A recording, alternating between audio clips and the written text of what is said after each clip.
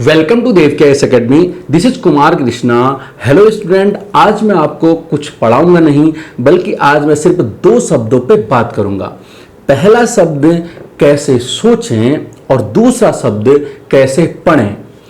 ध्यान रखना, जब मैं बात करता हूं कैसे सोचें तो बताना चाहूंगा कि दिमाग सभी के पास बराबर होता है, बस डिफरेंट होता है हमारे सोचने पे। ध्यान रखना, बेहतर सोचने वाला इंसान हमेशा बेहतर कर जाता है। जरूरत है अपने सोच को बदलने की। जैसे एक हाथी का बच्चा जब पैदा होता है, हम उसे एक पतली रस्सी से एक खूंटे पे बांध देते हैं। आज हाथी का बच्चा छोटा है, इसलिए उस रस्सी को वो तोड़ करके नहीं जा पाता है। लेकिन जब हाथी का बच्चा बड़ा हो जाता है, तब भी हम उसे उसी रस्सी से उसी खूंटे पे बांधते हैं। आज हाथी का बच्चा बड़ा है, आज वो बड़े बड़े पेड़ों को यूं ही गिरा सकता है, बड़ी बड़ी दीवारें यूं ही तोड़ सकता है, लेकिन आज भी वो हाथी उस डोरी को तोड़ के नहीं जाता है। क्यों? क्योंकि उसकी सोच वही बदल गई है कि जब मैं आज तक इसे नहीं तोड़ पाया, तो आज मैं इसे कैसे तोड़ पाऊंगा।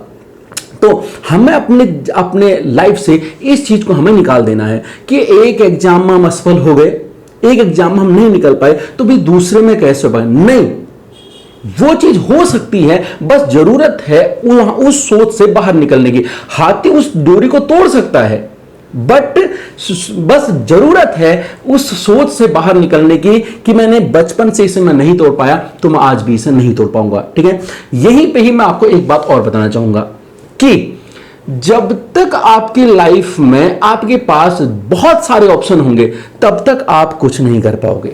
ठीक है, होता क्या है, जैसे हमारे पास जब तक ऑप्शन हमारे पास हैं, जैसे होता क्या है, जब हम 11वीं पास करके 12वीं में जाते हैं, तब हम सोचते हैं यार इस बार तो भले ही हम 11वीं में ग्रेस लेके पास हुए हैं दो विषय में, लेकिन हम जब 12वीं में जाते हैं हम सोचेंगे भाई इस बार तो हम पूरा फाड़ देंगे पेपर।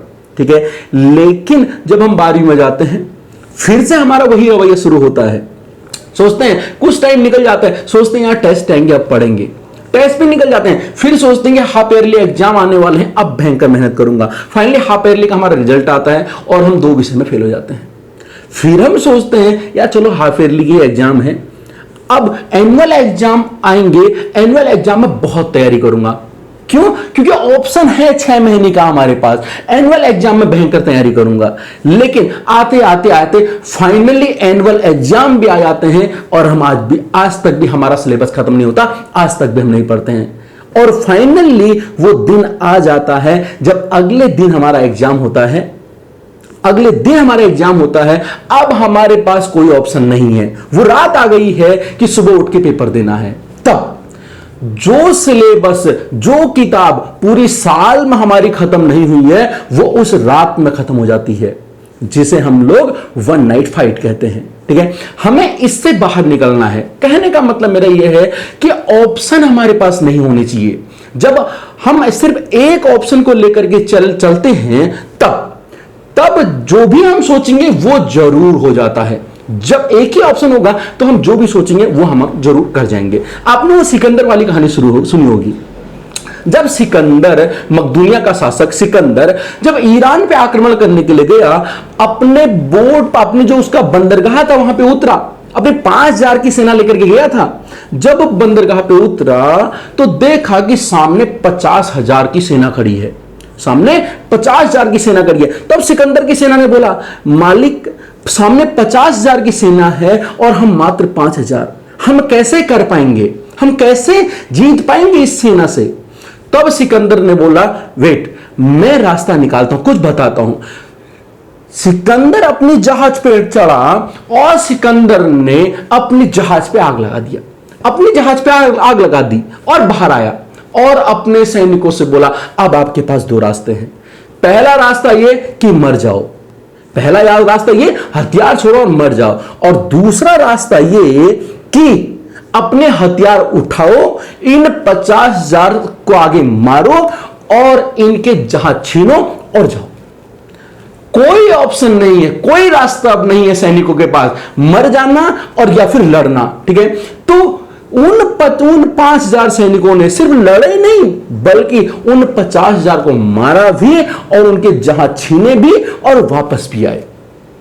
प्रॉब्लम क्या है?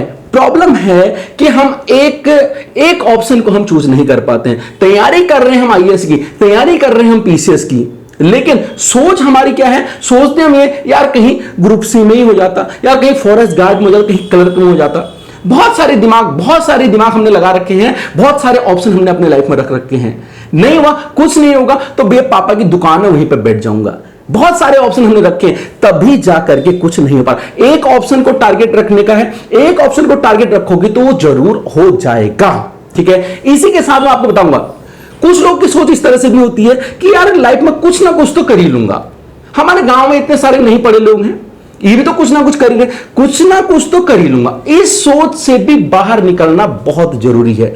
कभी भी ये मत सोचो कि कुछ ना कुछ तो कर ही लूंगा, बल्कि ये सोचो कि मैं यही करूंगा।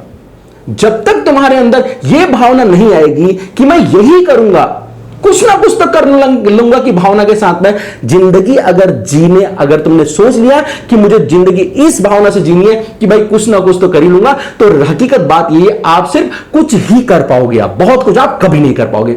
बहुत कुछ आप तभी कर पाओगे जब आप सोचोगे कि मैं कुछ ना कुछ नहीं करूंगा बल्कि मैं यही करूंगा। प्रॉब्लम यह है, बहुत सारे बच्चे मुझसे बोलते हैं कि सर मैं बहुत पढ़ाई कर रहा हूं फिर भी मेरा कुछ नहीं हो पा रहा है। बहुत सारे बच्चे बोलते हैं, ठीक है, और कुछ बच्चे तो ये देख के डिमोटिवेट हो जाते हैं कि मेरे पड़ोस का, मेरे चाचा का लड़का, मेरे ताऊ का लड़का पिछले 10 साल से तैयारी कर रहा है और भाई उसका सिलेक्शन तो आज तक कहीं नहीं हुआ, मेरा कैसे हो जाएगा? मैं तो अभी 3 महीने से पढ़ रहा हूं। मैं आपसे बोलना चाहूंगा, जो बंदा पिछले 10 साल से पढ़ रहा है वो अगले 10 साल और पढ़ेगा, उसका फिर भी सिलेक्शन नहीं होगा, क्योंकि वो इन 10 सालों में ऐसा पढ़ क्या रहा है? ऐसा कौन सा सिलेबस है जो 10 साल में कवर नहीं हो पाता है? इसका मतलब यह है कि वो पढ़ तो रहा है बट सही तरीके से नहीं पढ़ रहा है। पढ़ तो रहा है बट वो सही तरीके से नहीं पढ़ रहा है। एक बात और बता देता हूं, हम बोलते हैं, बहुत से बच्चे बोलते हैं सर थोड़ा बहुत पढ़ रहा हूं। आज का समय थोड़ा बहुत पढ़ने का नहीं है। एक बात ध्यान रखना, जैसे कोई सब ये फॉर्म भरते हैं, ठीक है, अगर 1 लाख लोग फॉर्म भर रहे हैं तो इन 1 लाखों में से शायद ही कोई ऐसे बच्चे होंगे 2-3 हजार जो बिल्कुल नहीं पढ़ रहे होंगे, वरना थोड़ा बहुत तो सभी पढ़ रहे होंगे। थोड़ा बहुत पढ़ने से काम नहीं होता है। ध्यान रखना, थोड़ा बहुत पढ़ने वालों का नाश तक कभी हुआ है ना कभी होगा। थोड़ा बहुत का मतलब मैं ये नहीं बोल रहा हूं कि घंटे की बात नहीं कर रहा हूं मैं, ठीक है, मैं ये नहीं बोल रहा हूं कि 12 घंटे पढ़ के या 20 घंटे पढ़ के ही सिलेक्शन हो सकता है, नहीं, मैं बोल रहा हूं 4 घंटे पढ़ के हो सकता है, बट पढ़ कैसा रहे हो उस पर डिपेंड करता है। क्या पढ़ रहे हो उस पर डिपेंड करता है। ऐसा तो नहीं कि अपने चाचा के लड़के के जैसा ही पढ़ रहे हो जो पिछले 10 सालों से पढ़ रहा है। क्या हमारे अंदर वो क्वालिटी, क्या हम उसी की तरह तो नहीं सोच रहे? अगर मैं उसी की तरह सोच रहा हूं, अगर मैं उसी की तरह तैयारी कर रहा हूं, तो ये मान के चलना कि सिलेक्शन कभी नहीं होने वाला है। अपने पढ़ाई के तरीके को चेंज करने की जरूरत है। कैसे पढ़ें, कैसे पढ़ें, आखिर हमें कैसे पढ़ना है? ध्यान रखना, इसमें मैं बहुत ज्यादा लेक्चर नहीं देने वाला हूं, ठीक है, क्योंकि कैसे पढ़े, कितना पढ़े, ये सब बातें मैं जानता हूं। मैं सिर्फ एक बात बोलूंगा, यहां पे एक बात बोलना चाहूंगा, वो ये कि लाइन के नीचे की लाइन तो सभी पढ़ते हैं, लाइन के नीचे की लाइन तो सभी पढ़ते हैं, लेकिन 2 लाइनों के बीच में जो नहीं लिखी हुई लाइन है, उस लाइन को एनालाइज करना, उस लाइन को सोचना, उस लाइन को समझ लेना ही वास्तविक पढ़ाई है। जो चाचा का लड़का पिछले 10 साल से पढ़ रहा है वो लाइन के नीचे की लाइन पढ़ रहा है, इसीलिए सिलेक्शन नहीं हो रहा है। कुछ भी सोच नहीं रहा है, कुछ भी एनालाइज नहीं कर रहा है, क्या कर रहा है? रट रहा है, एक लाइन के नीचे दूसरी लाइन को रट रहा है। और भैया कितना रटा जा सकता है? वैसे भी अब तो एग्जाम का ट्रेंड ही चेंज हो गया है, अब तो रटने का जमाना है ही नहीं, रट्टा तो जा ही नहीं सकता। कैसे कर सकता है? How can it possible? हमें 2 लाइनों के बीच की लाइन जो नहीं लिखी हुई है उसे समझना ही होगा। अगर मैं ऐसा करने में सफल हुआ, अगर आप ऐसा करने में सफल हुए, तो मैं बोलता हूं कि वास्तविक पढ़ाई वही पढ़ाई है जो लाइन के पीछे लिखी रहती है या 2 लाइनों के बीच में लिखी रहती है। बहुत सिंपल, ठीक है। इसी के साथ में एक बार और डालता हूं, अब समय एग्जाम के हिसाब से पढ़ने का नहीं है। बहुत गलत कर रहे हैं वो लोग जो एग्जाम के हिसाब से पढ़ते हैं। नहीं, एग्जाम के हिसाब से नहीं पढ़ने का है, अब समय है एग्जामिनर के हिसाब से पढ़ने का। एग्जाम के हिसाब से नहीं पढ़ना है, एग्जामिनर के हिसाब से पढ़ना है। एक बात सोचो, अथाह सिलेबस है जिसे बहुत लोग सागर भी बोलते हैं। अथाह सिलेबस है, क्वेश्चन कितने बनने के हैं? 100 200 इतने ही बनने के हैं। अथाह सागर में से 200 क्वेश्चन बनने हैं, तो क्या उस सागर को पी जाने से भला होने वाला है? क्या सागर को पी पाओगे? क्या नहीं पी पाओगे, कोई भी नहीं पी पाएगा। तो जरूरत किस बात की है? जरूरत है हमको उस सोच के हिसाब से पढ़ने की जिस सोच से पेपर बन रहा है, जिस सोच से एग्जामिनर पेपर बना रहा है, उस सोच के हिसाब से हमें पढ़ने की जरूरत है। हम जानते हैं कि बहुत सारे अब जो ट्रेंड बन चुका है वो ट्रेंड अब वो वाला ट्रेंड नहीं है। पहले से क्या होता है, तो फैक्चुअल चीजें ज्यादा पूछी जाती थी। तो बताओ भैया कि ताजमहल किसने बनाया, बताओ भैया कुतुब मीनार की लंबाई कितनी है।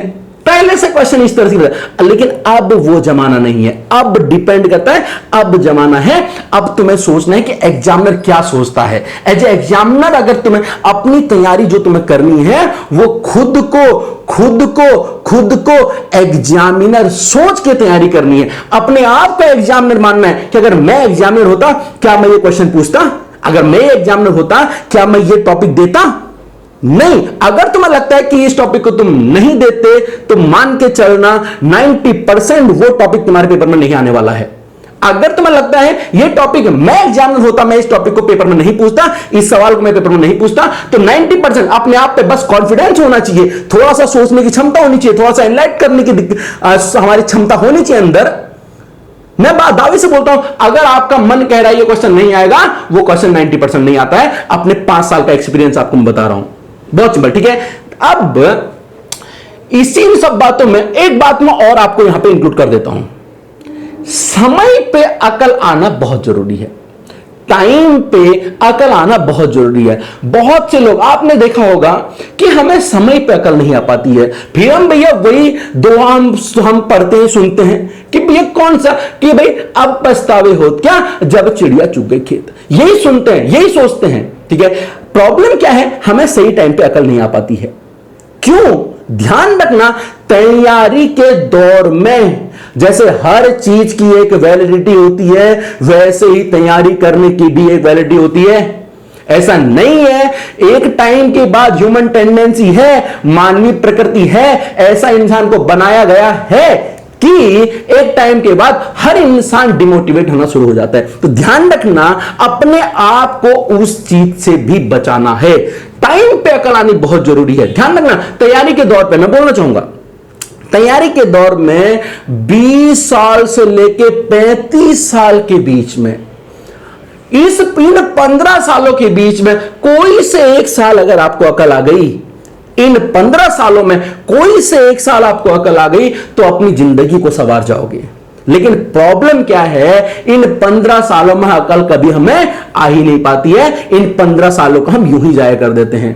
ध्यान रखना, एक साल 15 सालों में 20 से 35 साल के बीच में, इन 15 सालों में कोई से एक साल अकल आनी बहुत जरूरी है।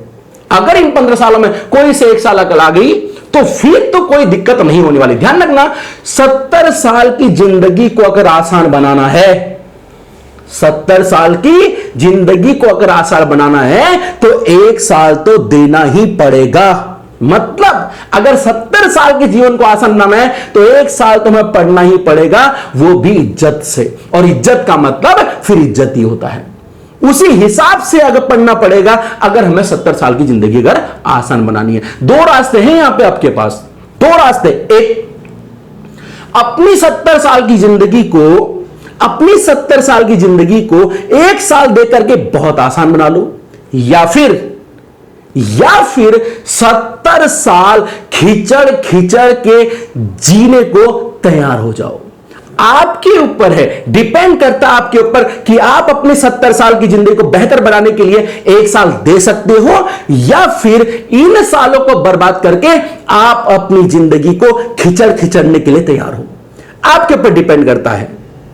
ठीक है, तो आज मैं इसी पे बात करने वाला था और मैंने आपको ये सब बातें बताई हैं। ठीक है, उम्मीद करता हूं आपको पता चला होगा कि हमें किस तरह से ये सब चीजें करनी है। ठीक है, बहुत बहुत शुक्रिया, अनेक अनेक धन्यवाद।